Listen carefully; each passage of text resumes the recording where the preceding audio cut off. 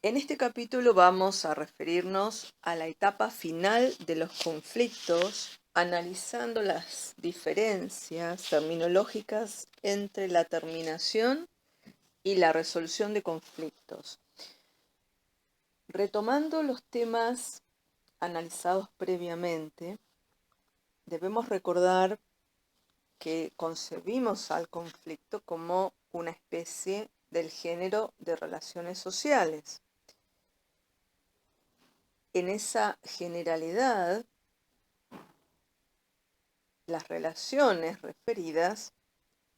están integradas o contienen aspectos o áreas de incompatibilidad de objetivos o conflictos, podríamos decir, que coexisten con otras áreas de compatibilidad o coincidencia de objetivos. Debemos distinguir entonces las diferentes situaciones y contextos ante los cuales nos preguntamos sobre la terminación o la resolución de un conflicto, lo que nos lleva a pensar si es posible diferenciar entre ambas expresiones, tratando de acotar e identificar el alcance de cada una de ellas. En principio, entonces, deberíamos pensar respecto de los problemas que se presentan en términos de distinguir entre terminación o resolución de conflictos, junto a un intento de sistematizar lo que se denominarán métodos de resolución de conflictos. Por eso vamos a considerar algunos aspectos centrales de los problemas que implican estas diferencias terminológicas entre terminación y resolución de conflictos. En cuanto a problemas de terminación, podríamos decir que no todos los conflictos van a tener el mismo lugar de relevancia dentro de las relaciones sociales donde tienen lugar, es decir, dentro de esas relaciones sociales subyacentes, previas, con carácter de permanencia, espacio en el cual suelen darse la mayoría de los conflictos, donde, por ejemplo, en una determinada relación, como una relación interpersonal, es decir, entre dos individuos, fuera una relación de amistad, o una relación de pareja, o una relación laboral, podría devenir en una relación de conflicto. Es decir, que las diferentes problemáticas que vayan a suscitarse en el marco de esa relación, que de algún modo la transformen en determinada fase temporariamente en una relación de conflicto, hará que nos preguntemos cuál es el grado de relevancia de estos conflictos en el marco de esa relación social que los contiene. Por eso, cuando hablamos de terminación, vamos a hacer referencia de conflictos que en definitiva son ajenos a la índole o a la esencia, podríamos decir, de la relación que los contiene. Habrá, por el contrario, conflictos típicos de la relación que contiene al conflicto o a la relación marco en la que se desarrolla el conflicto. Entelman llamará a este tipo de conflictos aquellos consustanciales con la esencia del vínculo que existe entre los actores. Entelman menciona ejemplos de conflictos entre estados, mencionando el caso de Argentina y de Chile, separados por una frontera extensa, donde un conflicto de límites, en caso de presentarse, no constituiría un conflicto casual, ni tampoco su repetición, su expresión reiterada, sería extraña o inesperable, es decir, es un posible conflicto que podría generarse. así como otros aspectos relativos a la soberanía, así como otros conflictos relativos a posibles incumplimientos por parte de los estados en relación al tratamiento de los ciudadanos extranjeros de cada uno de los respectivos países, es decir, la responsabilidad de un estado, por ejemplo, del estado chileno, respecto de la privación o violación de determinados derechos de un ciudadano argentino y asimismo el caso contrario. Es decir, que podemos pensar en el marco de esa interacción entre estados vínculos de cooperación y posibles fases o contextos de tensión que hacen a la propia dinámica de la relación entre determinados estados. Si, por ejemplo, imagináramos un conflicto, nuevamente, entre los estados mencionados, por ejemplo, respecto de ocupar un lugar de preeminencia en un organismo internacional, sea a través de su secretaría, presidencia. Podríamos pensar en este caso que este conflicto se encuentra más alejado, a una cierta distancia respecto de los conflictos posibles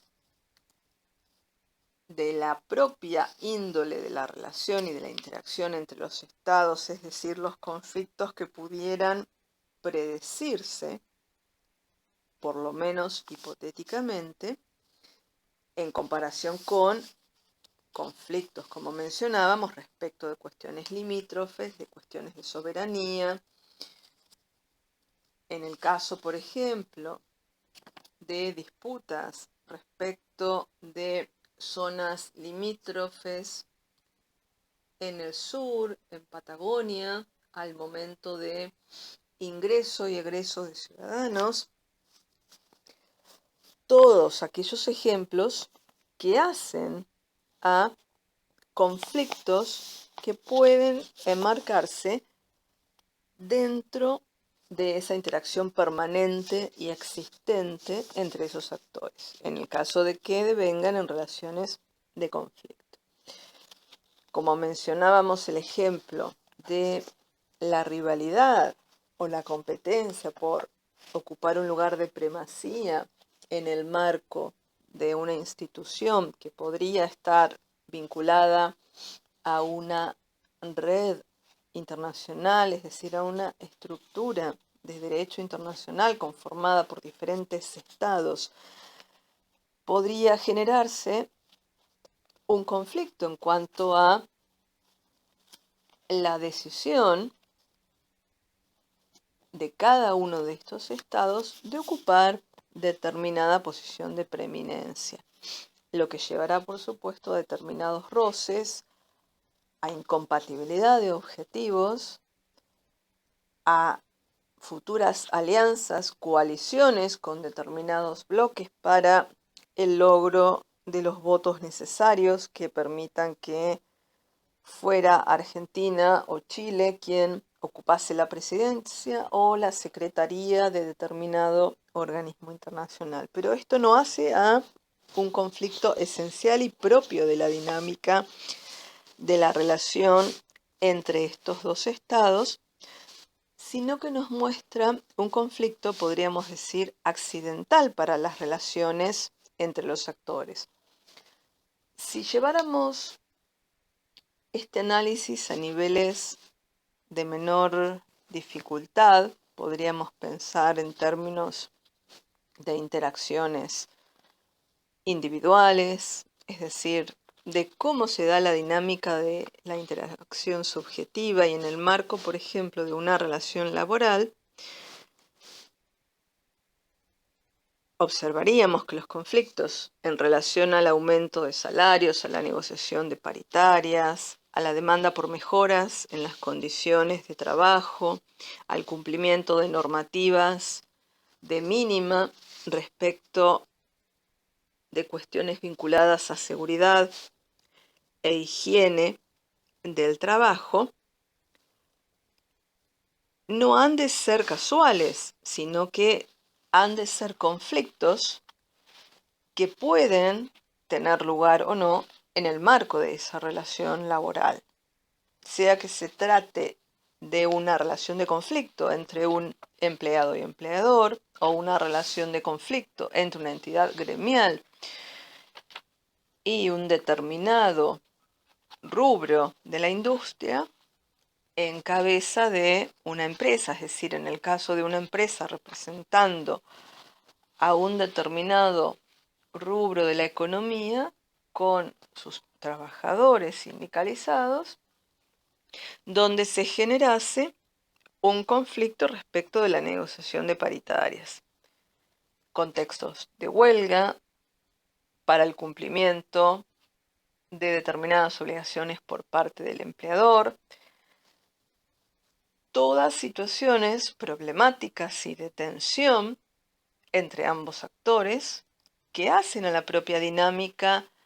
de una relación laboral que puede devenir en una relación de conflicto y que no constituyen aspectos accidentales, sino propiamente, podríamos decir, consuetudinarios, esenciales y predecibles en el marco de la relación que los alberga. No debemos olvidar que cada uno de los conflictos, de esos conflictos, va a ser expresión de otro conflicto más amplio, que no va a quedar resuelto cada vez que una convención colectiva da por finalizada, es decir, concluye determinada disputa o determinada puja respecto de salarios o respecto de la demanda de mejora de condiciones en la prestación de servicios para los afiliados. Es decir, que estos conflictos que parecieran tener lugar, solución y nuevamente resurgir como una suerte de nacer y renacer, nos dice Entelman,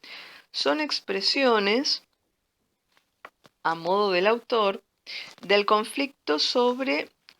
lo que él denomina la distribución de la riqueza generada por la producción, donde tienen participación ambos miembros de la relación, es decir, los empleados y los dependientes. También, como decíamos, en la relación entre un trabajador y su principal, es decir, un trabajador y su empleador, podríamos imaginar la terminación de algún conflicto casual que podría concluir y no renovarse necesariamente, precisamente por ser accidental, por no formar parte de una dinámica esencial al tipo de conflicto en el marco de una relación subyacente que le sirve de sostén o de soporte.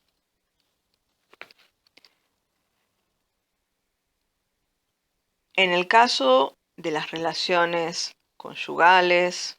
o societarias, podríamos encontrar también aspectos similares con mayor o menor duración o mayor o menor persistencia. Sucede que estas distinciones, es decir, cuando hablamos de conflictos accidentales, es decir, de algún modo ajenos o no exactamente esenciales a la relación que los contiene, en contraposición a conflictos que son propiamente esenciales a la relación subyacente, estas distinciones nos van a resultar incompatibles en función del objetivo de tratar de modo unitario a todos los conflictos y tratar, bajo esta lógica, todos los conflictos en cuanto a la cuestión de cómo se terminan. En este sentido se han marcado diferentes posturas donde algunos autores, algunos teóricos del conflicto, han desarrollado teorías respecto del carácter cíclico y repetitivo de algunos conflictos, mientras que otros autores sostienen una suerte de teoría de la progresión lineal o del desarrollo lineal de los conflictos en función de la toma de conciencia progresiva respecto de las insatisfacciones o incompatibilidades que se van generando en el marco de determinada relación.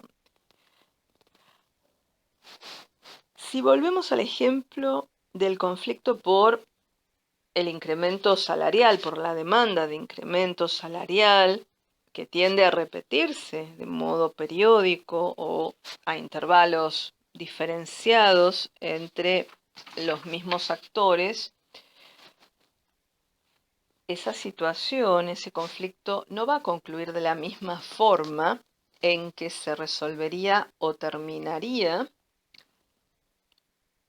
por ejemplo, un conflicto respecto de la posesión o tenencia de un vehículo ocasionalmente prestado. Si nosotros tratamos de analizar esta problemática desde el punto de vista de que el conflicto es simplemente una faceta de una relación social en la cual se suscita, es decir, una relación social subyacente, una relación que opera de base, podemos tal vez otorgar un sentido y alcance diferente a estas dos expresiones, la determinación y la de resolución de conflictos. Es decir, que al referirnos a los conflictos como casuales o accidentales respecto de la relación, podemos pensar que al momento de tener fin, es decir, al momento de concluir, estos conflictos son susceptibles de terminación. Habremos de referirnos a la terminación de los conflictos accidentales. Al utilizar la expresión resolución, que queda reservada para la etapa final de aquellos otros conflictos que muestran una suerte de presencia reiterada de elementos, de situaciones que parecen intrínsecas a esa relación particular y específica en la cual se producen, es decir, la situación que los alberga, estaremos entonces pensando en términos de una lógica que hace a la resolución de los conflictos entendidos como conflictos intrínsecos generados debido a la índole de la relación que se constituye entre dos actores y por cuya razón se podrán dar determinados tipos de conflictos o será esperable que pudieran suscitarse determinadas problemáticas.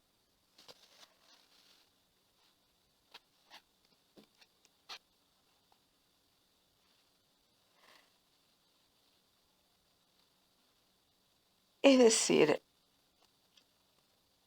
por un momento, haciendo una suerte de ejercicio teórico, prescindiendo de esta terminología respecto de la terminación asociada a los conflictos accidentales y la resolución asociada a los conflictos puramente derivados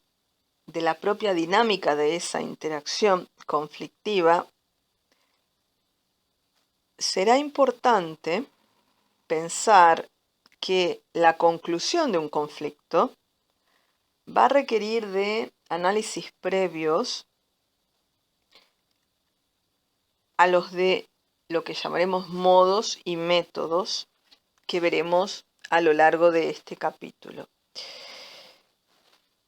En primer lugar, podríamos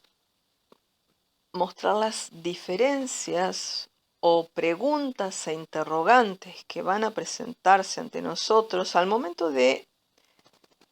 pensar cuáles son los criterios que deberemos adoptar para poder concluir que un conflicto ha llegado a su fin. En determinadas circunstancias, tanto los actores de un conflicto como los entornos, los contextos en donde estos conflictos se desarrollan, pueden tener elementos que de modo explícito expresan la conclusión del conflicto, es decir, el final de ese conflicto. En el caso, por ejemplo, de una guerra que termina con un tratado de paz, en el caso de un proceso judicial donde un juez, como tercero imparcial e interviniente, ha de dictar una sentencia donde adjudica el objetivo en cuestión, es decir, el objetivo en disputa, en favor de uno u otro de los actores, es decir, en favor de uno u otro de los bandos. En el caso de un conflicto laboral que produce o da lugar a un convenio colectivo que ha de establecer nuevas condiciones de trabajo que van a reestructurar la relación. En esos ejemplos mencionados podemos observar acciones explícitas que nos informan respecto del cese del conflicto. Pero podría darse el caso de conflictos que terminan sin que las partes ni los terceros que podrían operar como audiencia o podrían operar como terceros participantes o tener algún otro tipo de rol, no necesariamente van a definir claramente que así ha ocurrido, es decir, no necesariamente obtendremos información de modo explícito en cuanto a que el conflicto ha finalizado, es decir, en cuanto a que ha ocurrido una suerte de cese en las acciones conflictivas. Hay ocasiones en las cuales una parte puede declarar que ha obtenido su objetivo y sin embargo la otra ser reticente a aceptarlo.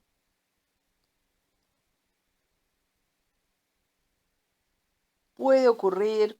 en determinados conflictos de índole social,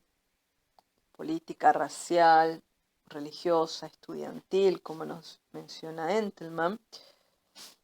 que una de las partes que no puede procurar el logro de su objetivo, es decir, que no puede obtener el objetivo propuesto, cesa en el uso de recursos para lograrlo, pero lo realiza, es decir, lo hace sin necesariamente declarar explícitamente si la actitud adoptada constituye una conclusión definitiva de ese enfrentamiento o simplemente es una postergación de modo unilateral de esa acción conflictiva que posteriormente podría retomarse, continuando con la dinámica conflictual.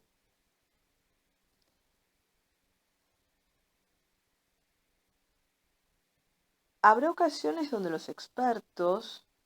los analistas de conflictos, sea en el ámbito teórico, académico o de la praxis, afirman que pueden considerar terminado o no un determinado conflicto, aún a veces en contra de las manifestaciones que formulen los actores en sentido opuesto. Con lo cual se nos van a presentar matices y dificultades al momento de poder inferir si el conflicto ha finalizado, ha tenido fin, o se trata simplemente de una suerte de postergación unilateral o postergación por parte de los actores como posible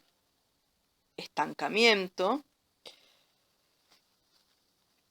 que podría nuevamente tener impulso en algún momento a futuro.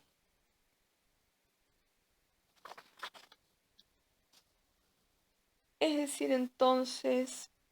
que vamos a encontrarnos ante situaciones similares, frecuentes en los conflictos, sea entre particulares, sea entre grupos dentro de un estado, sea entre estados. En el caso de que los actores, como los terceros del entorno, han de considerar concluido un conflicto, pueden aparecer nuevos enfrentamientos en la etapa de hacer efectivos los resultados que se producen por la terminación. En el caso de conflictos, por ejemplo, resueltos por los jueces, también pueden generarse enfrentamientos al momento de hacer efectiva esa sentencia judicial. Podríamos decir, aún a pesar de que no exista una controversia en torno de los valores que generaron el conflicto, es decir, en torno de las razones por las cuales el conflicto tuvo lugar. Pensemos en el caso de un conflicto entre acreedor y deudor, donde el acreedor litiga para obtener la condena a pagar y para hacer efectivo el crédito con, por ejemplo, lo producido de la venta en remate público de los bienes del deudor. Supongamos que el deudor estuviera en conflicto judicial para obtener la declaración de no estar obligado a pagar, si la obligación hubiera prescripto. El conflicto podría haber terminado donde el juez ha resuelto y ha definido el plazo de pago, pero sin embargo, el deudor podría diseñar una estrategia orientada, por ejemplo, a requerir un programa de financiamiento, de pago diferido, modificar los plazos del pago, de modo tal de cumplir con su obligación. Es decir, que las circunstancias y los valores en juego que en su momento dieron origen al conflicto, ya no son aquellos que los actores tuvieron en cuenta antes de la sentencia. Es decir, ahora, en el momento actual, el acreedor va a tener por objetivo, evidentemente, cobrar lo antes posible y el deudor, contrariamente, muy posiblemente necesitará de mayor plazo. Tenemos que agregar a esto que los intereses a cargo del deudor son fijados por el juez, los bienes del deudor podrían ser vendidos a un precio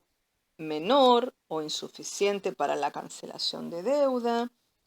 Podría darse la situación de que el acreedor no fuese el único exclusivo, teniendo el deudor más de un acreedor, es decir, otros acreedores. El deudor podría estar ante una situación de crisis que lo lleve a un proceso concursal y por esa razón presentará una propuesta para negociar, donde en este caso va a estar dividiendo el objetivo incompatible al mismo tiempo que solicita más plazo o una suerte de reprogramación de su plan de pago, donde podría, por ejemplo, compensar ofreciendo mayores garantías si el pago es en diferido, una tasa más alta para no depreciar el valor del dinero, de modo tal de evitar el riesgo o el temor a que el acreedor no pueda cobrar su deuda. Con lo cual el acreedor podría preguntarse si se está ante un nuevo conflicto, si el conflicto ha terminado,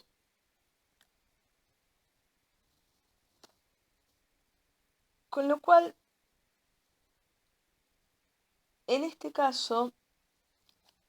nos va a ser necesario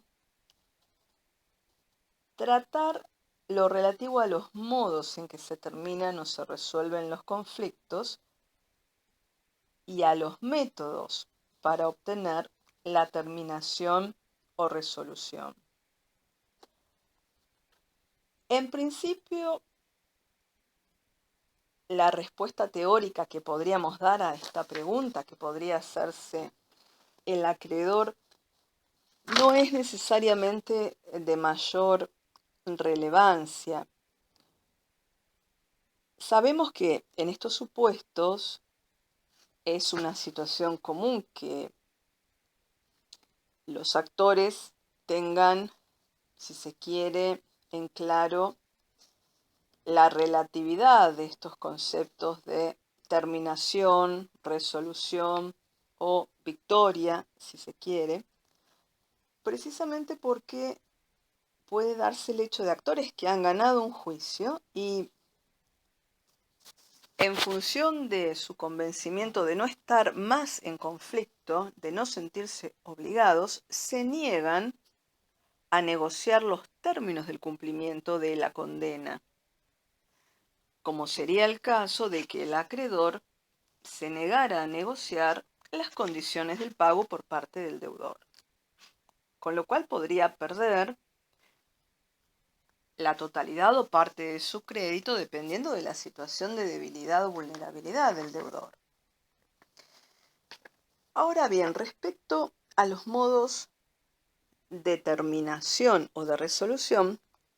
no debemos olvidarnos que suelen confundirse los conceptos debido a que hay una tendencia a asimilar en cuestiones de sentido los modos o las maneras en que puede concluir un conflicto con los métodos que se utilizan a esos efectos, es decir, los métodos utilizados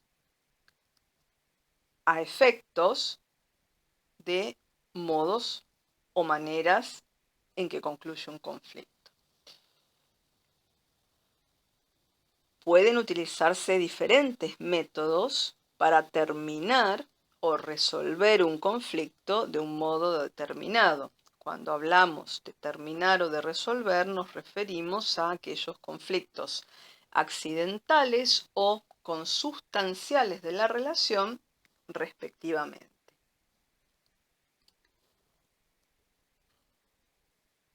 Por el contrario, en algunas ocasiones se utiliza un método que parece ser el específico, podríamos decir, en el sentido de referirnos al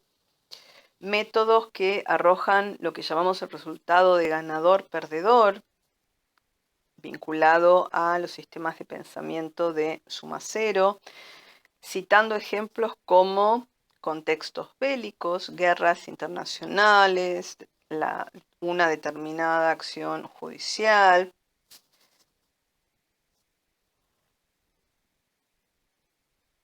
Conflictos entre estados, cuando en verdad el verdadero propósito es llegar a una resolución por acuerdo o por compromiso. Es decir, que al margen de los métodos de resolución disponibles, son más escasos los modos en que los conflictos tienen finalización. ¿Qué significa esto? Que podremos tener diferentes métodos, numerosos métodos disponibles, pero una cantidad menor de modos. En ese sentido es que comienza a desarrollarse un recorrido teórico a partir de los años 70 respecto de la finalización de los conflictos, denominado o englobados bajo lo que se denomina los resultados del proceso de resolución, con lo cual pueden encontrarse resultados de resolución diferentes, que van de menor grado de participación y negociación entre los actores hasta un mayor grado de participación. El primero tiene que ver con un resultado, un modo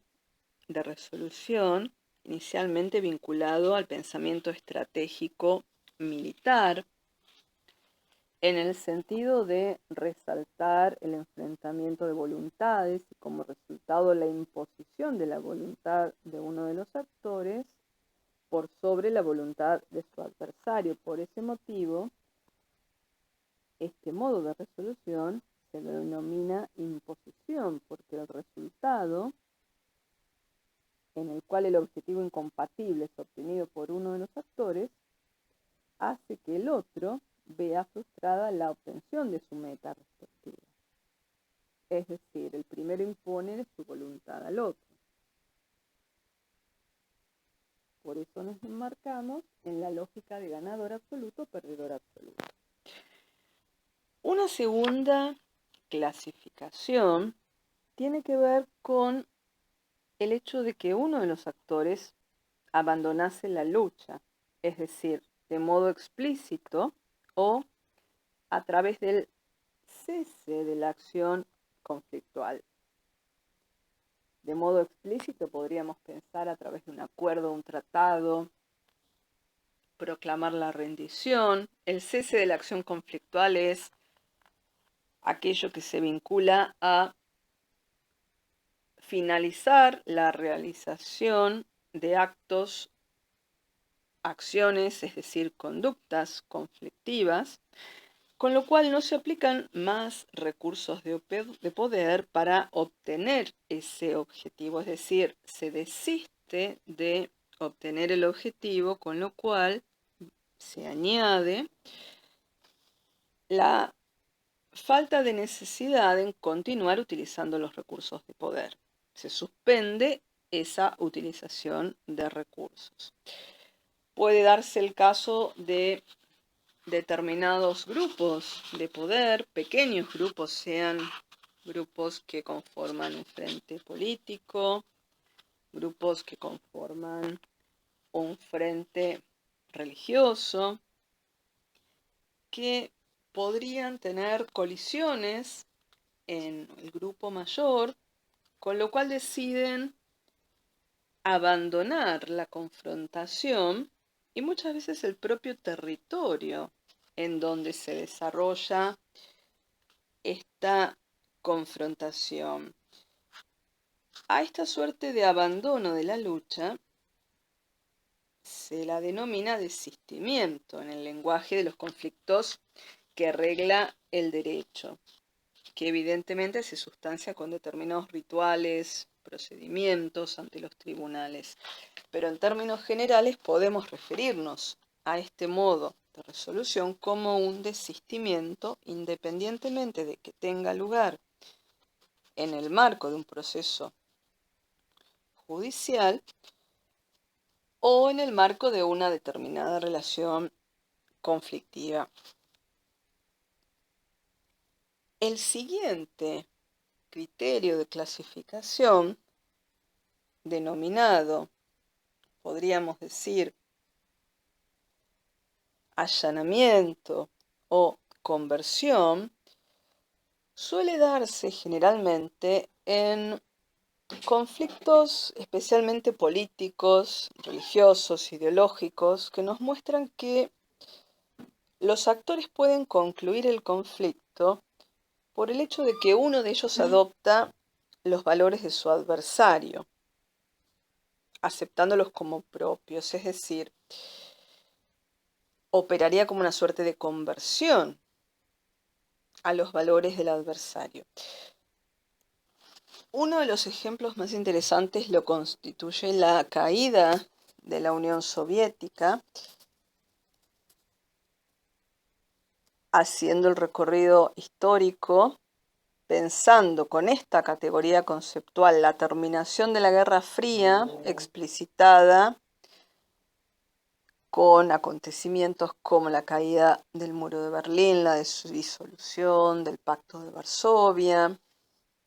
que constituye un ejemplo de conflicto ideológico, concluye en definitiva con la adopción por parte de la Unión Soviética de los valores de su adversario, es decir, de los valores de Occidente, del mundo capitalista, las exigencias del sistema democrático de gobierno y la economía de mercado, debido a que en determinada instancia o determinada fase del proceso de existencia de la Unión Soviética, su sistema cerrado no permitió mantener un nivel de producción óptimo, razón por la cual fue necesario lo que denominamos allanamiento o conversión, adoptando criterios similares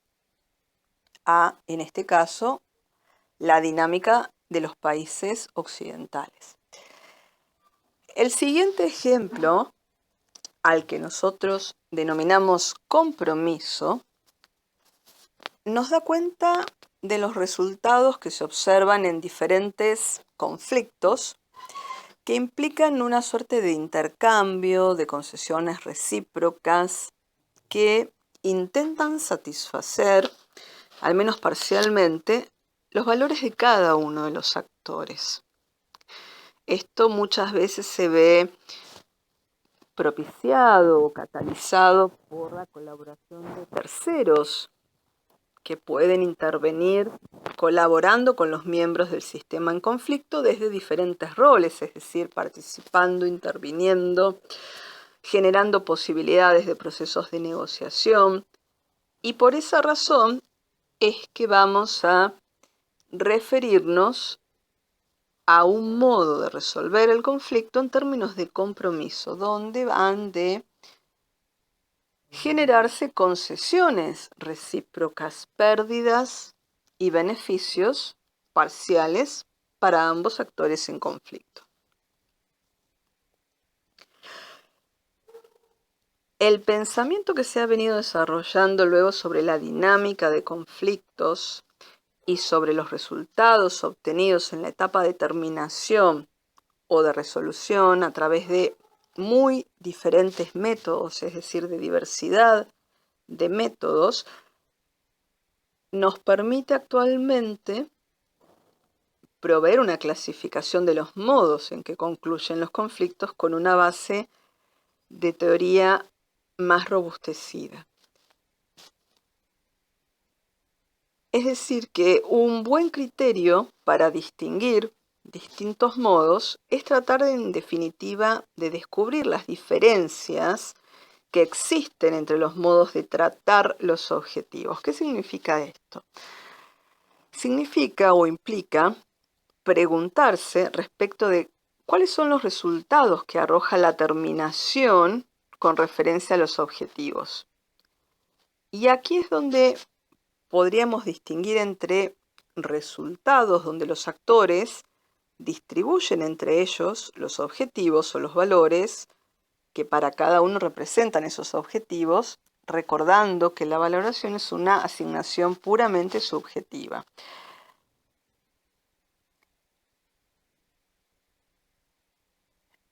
En este caso, entonces, nos damos cuenta que los resultados, en este caso, en los cuales los actores participan, nos permite hablar de resultados,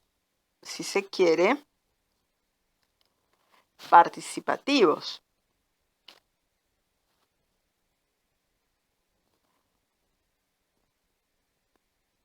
Es decir, que contrariamente, cuando nosotros nos referimos a resultados que son asignados sin la participación de los actores, vamos a estar hablando de resultados distributivos. Los resultados distributivos, entonces, van, podríamos decir, a otorgar lo que es el objeto de conflicto a un actor en detrimento de otro, nuevamente operando bajo la lógica de ganador-perdedor. Los resultados participativos, es decir, integrativos, porque requieren de la colaboración recíproca de ambos actores, permite en definitiva reestructurar los objetivos, podríamos decir incorporar nuevos valores, nuevos intereses, nuevas propuestas que generen el interés en otros posibles objetivos producto de un esfuerzo compartido, donde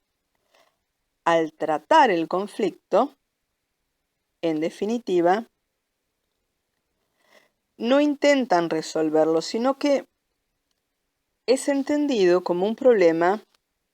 que no requiere obtener una resolución, sino una solución, porque al hablar de solución, estaremos hablando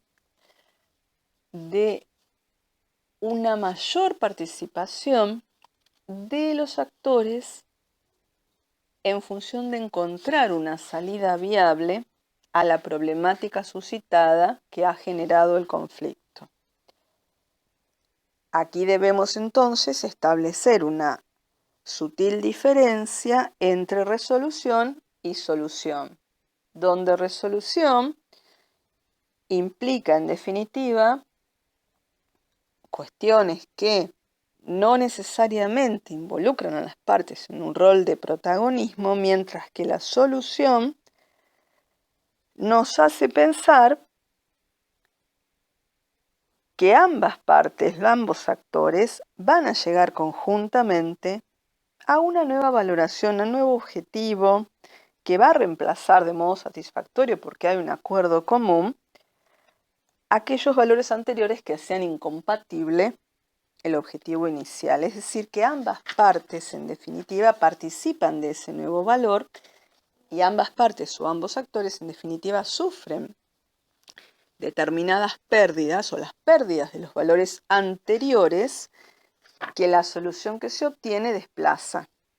Es decir, la resolución es desplazada por una solución con participación activa y directa de los actores. Es el caso, por ejemplo, de conflictos laborales donde empleadores y empleados coinciden en aunar esfuerzos para, por ejemplo, hacer crecer la empresa,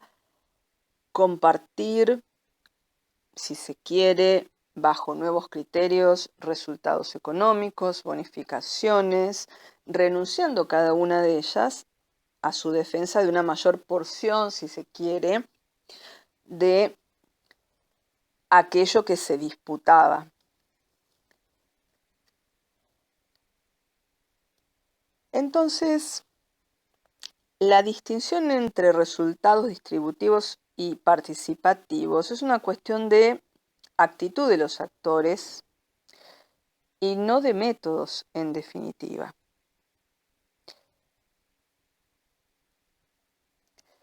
Cuando hacemos referencia a métodos de resolución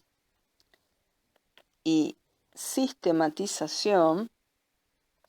tenemos que pensar una primera distinción necesaria, que es aquella que diferencia entre métodos que se desenvuelven dentro del sistema en conflicto y métodos que se desenvuelven fuera del sistema en conflicto. Es decir que a los primeros vamos a denominarlos métodos endógenos y a los segundos métodos exógenos, denotando la participación de terceros ajenos al sistema, es decir, externos al sistema. La negociación, en definitiva, es el ejemplo paradigmático de los métodos endógenos, es decir, métodos que se dan dentro del sistema de conflicto, porque a través de la negociación, las partes, en el marco de la relación determinada, que sirve de sustrato a la relación que deviene en una conflictualidad, podríamos decir, una relación madre que deviene en una relación de conflicto, en definitiva, les permite seguir determinado procedimiento para encontrar una solución al conflicto o resolver el conflicto, mientras que en el caso del método exógeno, el prototipo, el ejemplo paradigmático, lo constituye el proceso judicial en términos de que es emblemática la intervención de un tercero en ese proceso de terminación, es decir, al momento de administrar el resultado de los objetivos, porque corresponde a este tercero, es decir, en su función de juez, de tercero interviniente, en definitiva, la función de resolver la adjudicación de los objetivos sin que los conflictuantes puedan participar en esta decisión resolutiva. La clase de métodos exógenos puede admitir subclasificaciones en categorías que van a responder a determinado criterio. Aquí es donde vamos a hablar de la distinción entre participación o intervención. Es decir, aquí distinguiremos participación o intervención de terceros que resuelven por sí mismos y la de los otros que solo actúan o intervienen, como decíamos, para colaborar con las partes en ese proceso de resolución y de esta manera facilitarles la toma de decisiones.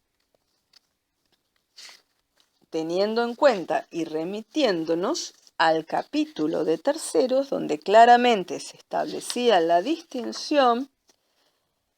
entre los terceros que participan en el conflicto, es decir, que caen en el campo conflictivo, a diferencia de los terceros que no son arrastrados por el magnetismo conflictual, sino que en definitiva intervienen por fuera de ese campo de conflicto con un rol, podríamos decir, externo, imparcial, a requerimiento de las partes,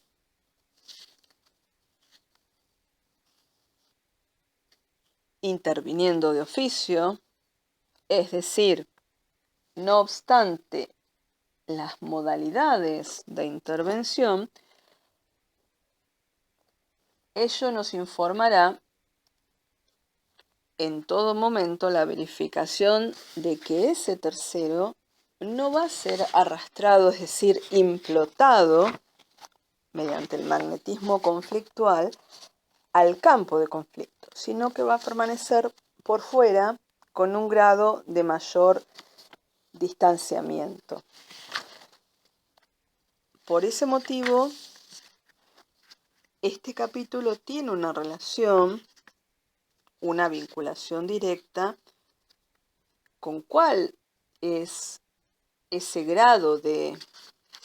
protagonismo, podríamos decir, o de colaboración de los terceros en los métodos exógenos. Esto nos permite entonces entrelazar diferentes conceptos, el concepto de actores, su grado de participación en la toma de decisiones, los conflictos que se suscitan en el marco de determinada relación que podrán ser accidentales, es decir, no ser conflictos propios de la relación, y aquellos conflictos que son causales o consustanciales a la relación misma por la índole de esa relación conflictiva, es decir, por el tipo de relación conflictiva que se establece entre esos actores, a partir de lo cual se podrán pensar en determinadas maneras en que el conflicto puede resolverse, para lo cual, a modo de síntesis, debemos recordar que utilizaremos las 4 categorías provistas por Remo Entelman y en simultáneo observaremos mayor cantidad, si se quiere, de métodos adecuados en principio para obtener que finalice de cierto modo determinado.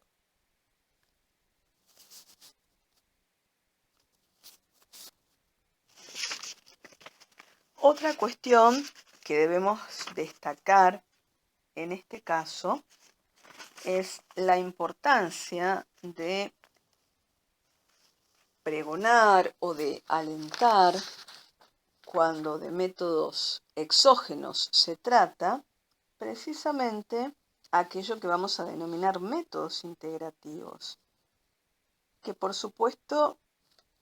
pueden implicar mayores niveles de intensidad en el conflicto, dificultar el proceso que tienda a encontrar una solución, pero independientemente de ello, permite a las partes tomar el control o la iniciativa en la decisión de las acciones que consideran correctas en este juego, si se quiere, de negociación de ofertas, posibilidades, a través de los recursos de poder que oscilan, como decíamos, entre dos términos extremos que hacen a la coerción o amenaza y en el extremo contrario a la persuasión, entre los cuales encontraremos un matiz casi infinito de recursos, donde todos ellos estarán orientados en definitiva a modificar la conducta del contrincante para que se comporte en determinada dirección, podríamos decir, o de determinada manera, de forma tal que pueda obtenerse el objetivo que procura uno de los actores conflictuantes. Por eso es importante rever o tener en cuenta la línea de estudios en materia del concepto de flexibilidad en la negociación, donde se postula a grandes rasgos la existencia, si se quiere, de dos paradigmas en materia de negociación, donde uno de ellos hace a la suerte del paradigma de, en inglés se denomina bargaining, mientras en el otro caso es el de resolución de problemas, problem solving, donde en este caso básicamente estos modernos desarrollos respecto de esta flexibilidad en la negociación están influidos, podríamos decir, por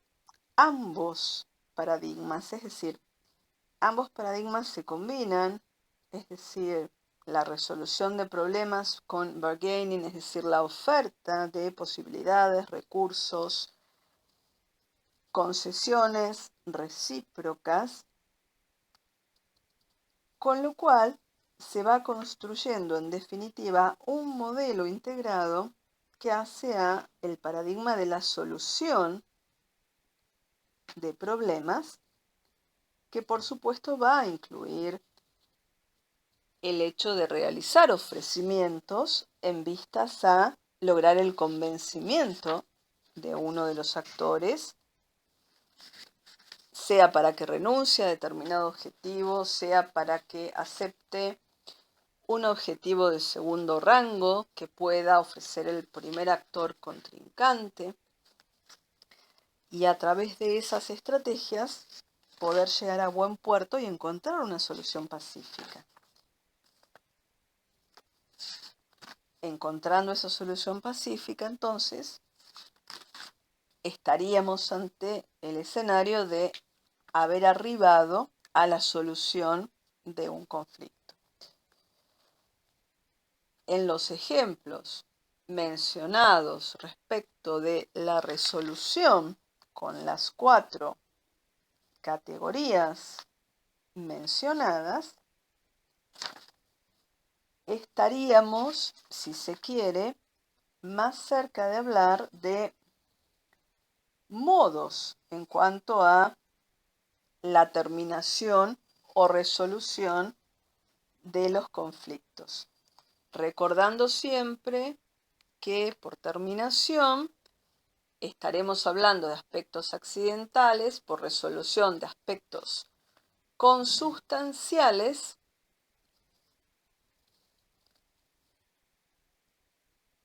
que se van a diferenciar del concepto de solución. ¿Y por qué razón? Porque la solución pone de relieve el protagonismo directo de los actores en el espacio de negociación, mientras que la resolución